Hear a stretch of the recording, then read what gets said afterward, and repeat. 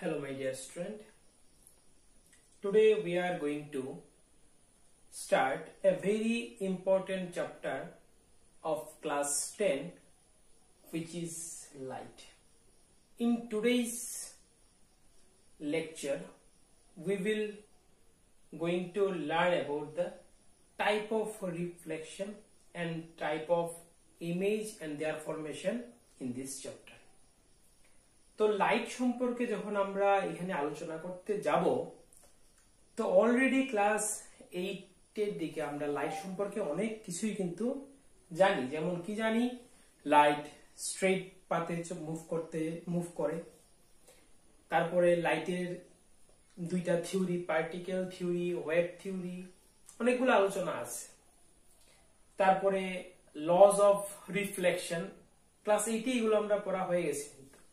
is a laws of reflection তোমরা জানো, incident ray, reflected ray and normal lies in same plane, and incident angle and reflected angle become equal in every case। তো এগুলো তোমরা জানো।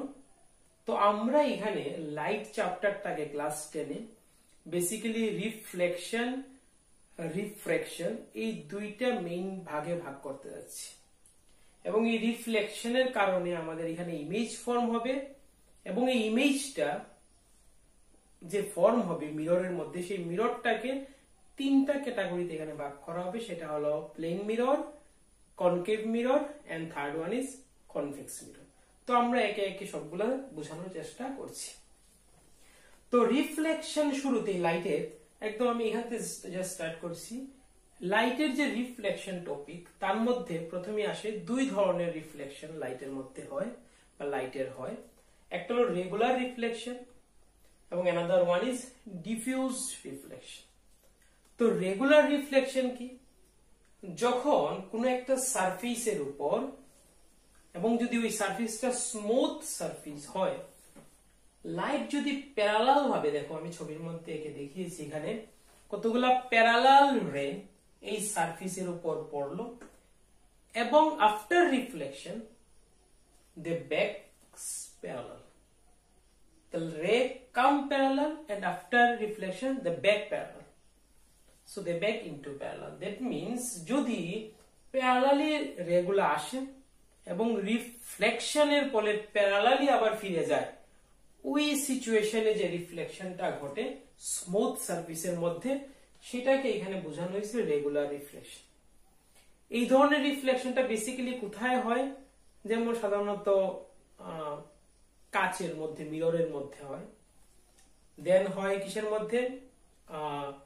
ধরো নতুন থাল, যে আমরা অ্যালুমিনিয়াম বা স্টিলের যে থাল ইউজ করি, দেখবে চকচক করে, বা নতুন টিন বাজার থেকে আনলে ওই টিন গুলা দেখবে চকচক করে, বিকজ অফ রেগুলার রিফ্লেকশন। আর ডিফিউজড রিফ্লেকশন কি? ডিফিউজড রিফ্লেকশন কোন ধরনের সারফেস থেকে হবে? সেটা হবে একটা রাফ সারফেসের মধ্যে থেকে। এই ক্ষেত্রে রেগুলার আসবে প্যারালাল, কিন্তু রিফ্লেকশনের ফলে যখন যাবে তারা ব্যাক করে, তারা আর প্যারালাল থাকবে না। এই ধরনের সিচুয়েশন যদি ঘটে, তখন এটাকে বলা হয় ডিফিউজড রিফ্লেকশন। আর সচরাচর আমরা ম্যাক্সিমাম জিনিস যেগুলোর থেকে দেখি রিফ্লেকশন হয়, সাধারণত ডিফিউজড রিফ্লেকশনই হয়। আর ডিফিউজড রিফ্লেকশন হওয়াটাই আমাদের চোখের জন্য ভালো, আমরা কোনো জিনিসকে ঠিকঠাক করে অবজার্ভ করতে পারি। যদি রেগুলার রিফ্লেকশন হয়, সেটাকে আমরা ভালো করে অবজার্ভ করতে পারি না, কারণ এই ক্ষেত্রে অবজেক্টটা শাইন করতে থাকে। সো অবভিয়াসলি আমরা কোনো জিনিস যদি শাইন করে, সেটাকে ভালো করে দেখতে পারি না, বা আমাদের চোখে অস্বস্তি বোধ হয়। তাহলে এই দুই ক্যাটাগরিতে আমি রিফ্লেকশনকে ভাগ করলাম, একটা regular reflection and another one is diffused reflection. এবার এই যে রিফ্লেকশন ব্যাপারটা আমরা জানলাম, একটা কথা মনে রাখবে যে রিফ্লেকশন রেগুলারই হোক আর ডিফিউজডই হোক, প্রতি ক্ষেত্রে কিন্তু যে লজ অফ রিফ্লেকশন সেটা কিন্তু ভ্যালিড হবে। Laws of reflection is valid for regular as well as diffused reflection. Clear? রিফ্লেকশনের ফলে আমাদের এই টপিকের মধ্যে আমরা দেখব ইমেজ ফর্ম হবে। সেটা মিরর হতে পারে বা অন্যান্য সারফেসের মধ্যে দেখা যাবে কোনো একটা অবজেক্টের ইমেজ ফর্ম হবে। এবার এই ইমেজটাকে আমরা দুইটা ভাগে এখানে ভাগ করলাম।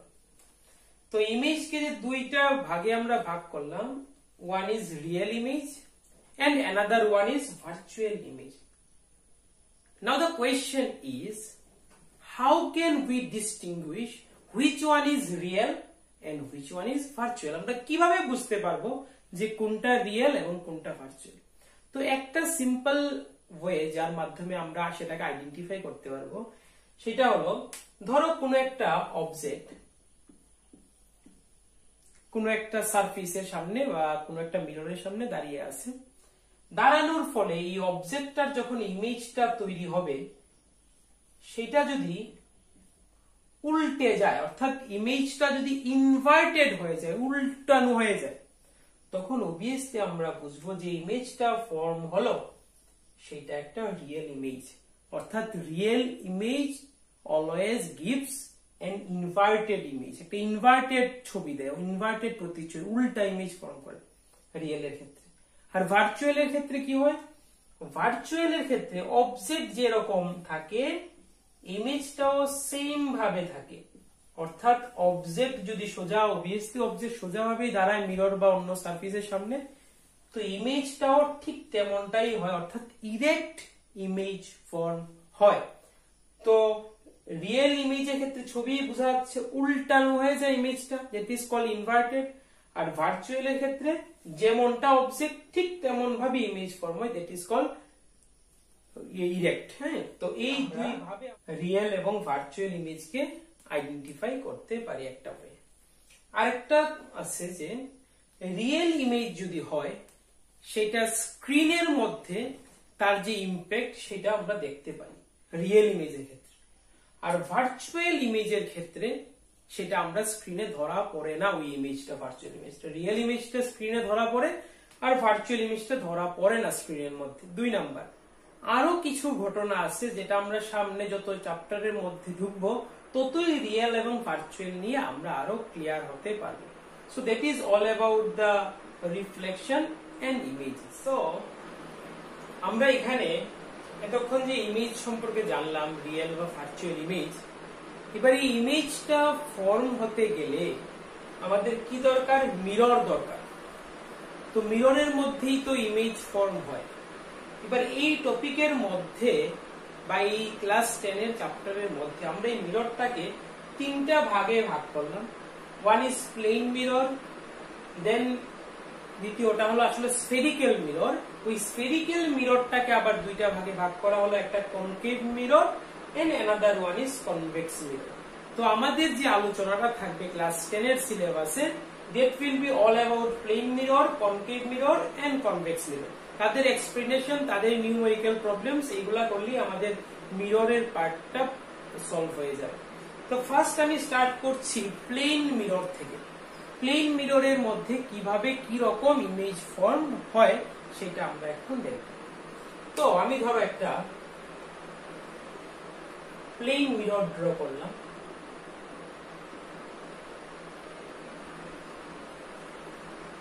ধরো প্লেন মিরর আমি একটা ড্র করলাম, তার পেছনের দিকটা আমি বন্ধ করে দিলাম আর সামনের দিকটা হলো আমার রিফ্লেক্টিং সারফেস।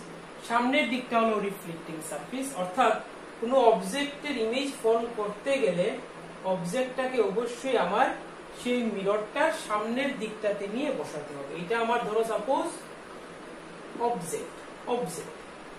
এবার অবজেক্টটাকে যখন আমি এই প্লেন মিররের সামনে, আমাদের বাড়ি ঘরে যে আমরা আয়না ইউজ করি, সেই প্লেন মিররের সামনে যখন বসাবো তখন আমরা কি অবজার্ভ করি, কি দেখি?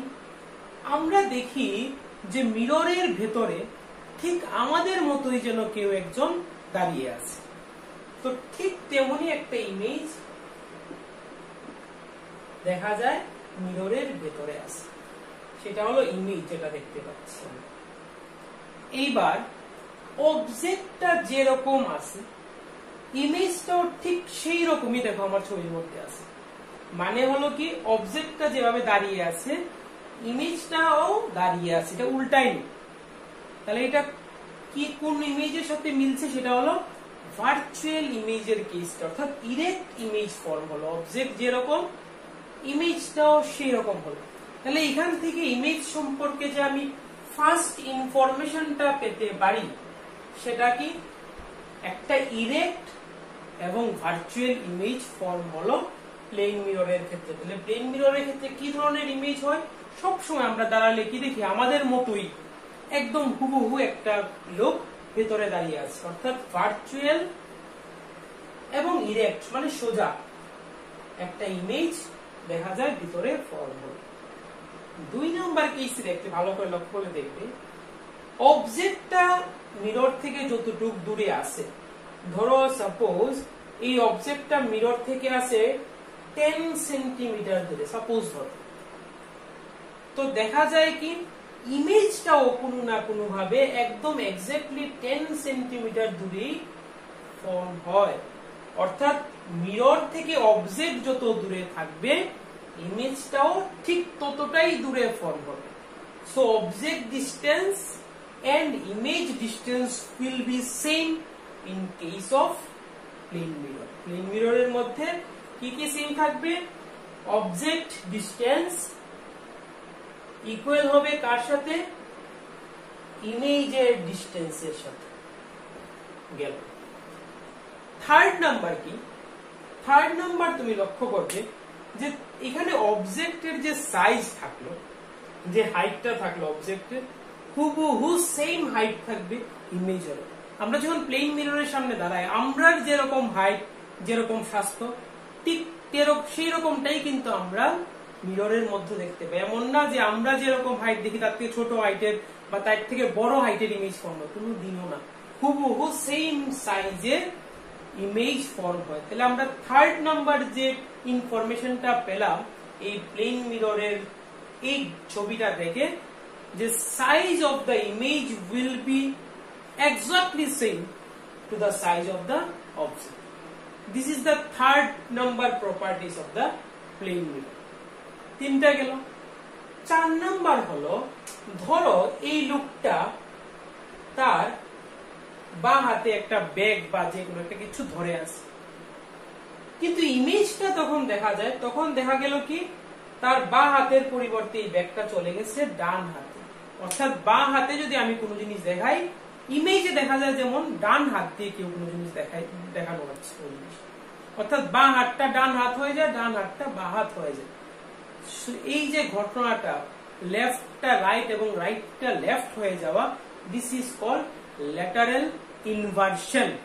ল্যাটারাল ইনভার্সন, যেমন একটা সাপোজ আমি এখানে লিখলাম বি, বি একটা লেটার লিখলাম, যখন মিররের ইমেজটা বি এর ফর্ম হবে সেটা দেখা যাবে উল্টে গেল, that is called lateral inversion. এই lateral inversion ও একটা প্রপার্টিজ প্লেন মিররের। তো আলটিমেটলি আমরা যে জিনিসটা জানলাম যে প্লেন মিররের যে ইমেজ ফর্ম হবে, this image will be a virtual and erect image. First of all, virtual and erect image. Number 2, the object distance and the image distance will be same in case of plane mirror. Plane mirror এর মধ্যে অবজেক্টটার যে distance mirror থেকে আর ইমেজটার distance, সেটা সব সময় কি হবে, equal হবে। Third number, the size of the object and the size of the image will be also same in case of plane mirror. সাইজটাও সেম থাকবে। and the fourth one is